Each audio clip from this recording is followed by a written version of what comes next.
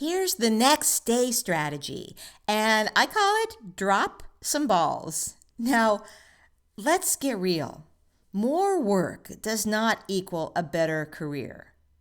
What makes a better career is more valuable work.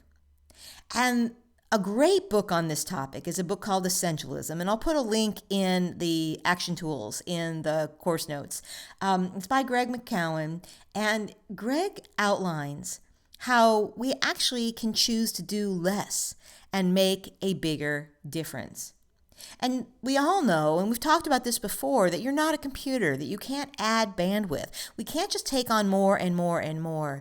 And often when I talk to people who are thinking about what's next for them and don't think that anything can change at in their current situation, when we really dive into it, a lot of times what's getting in the way of their satisfaction, of their success, of their happiness is all of the stuff, and the stuff that doesn't make as much of a difference, the things that aren't as meaningful, the things that aren't in their superpower space. So there are 3 reasons why dropping balls works for you and your organization.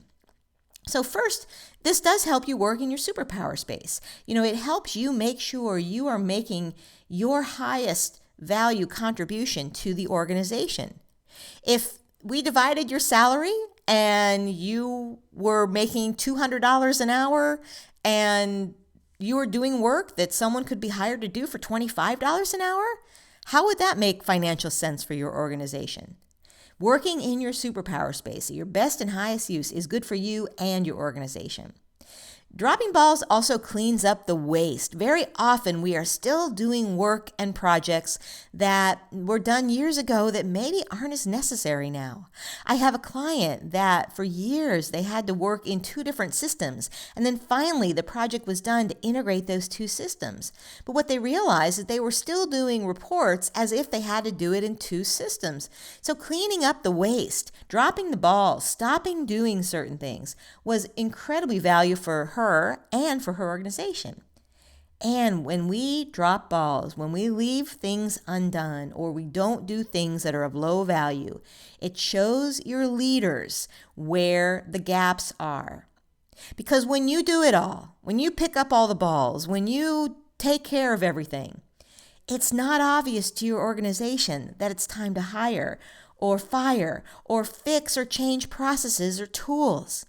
We have to let some balls sit.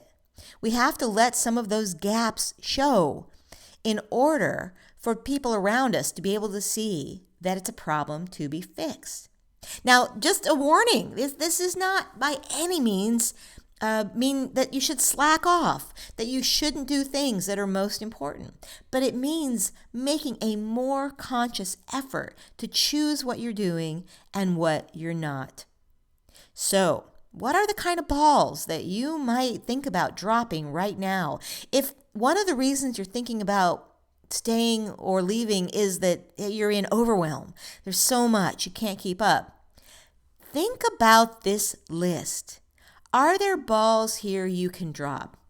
Meetings that are unproductive or unrelated to what you do?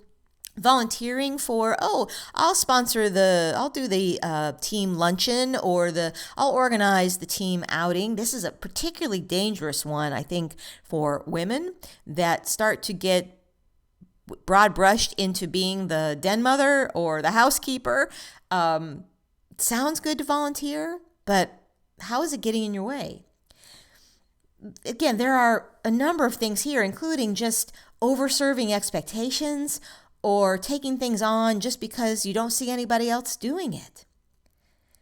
How about you? If you dropped a few balls, would that help you stay? What are the balls that you're juggling right now?